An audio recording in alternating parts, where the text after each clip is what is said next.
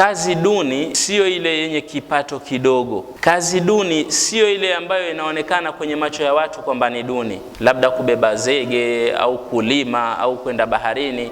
Hiyo si kazi duni. Muhimu ni ya halali. Muda ambao kazi ni ya halali si duni. Mtume sallallahu alayhi wasallam anasemaje? Anasema, ma akala ahadun ta'aman qattu khairan min an yaakula min amali yadihi.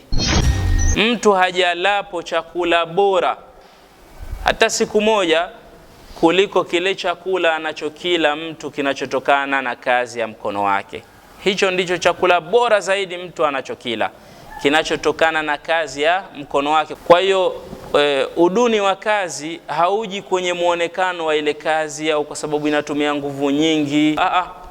Kazi hata kama itakuwa yenye kipato kidogo na inaonekana duni mbele ya macho ya watu, ikiwa ya halali tu, hiyo si duni tena.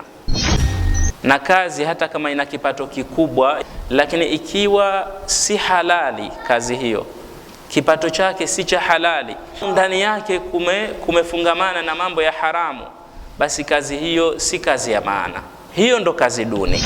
Mtume anaeleza, kana Zakaria najara. Zakaria alikuwa ni fundi seremala, fundi hawa kuchonga, ndo alikuwa Nabiullahi Zakaria.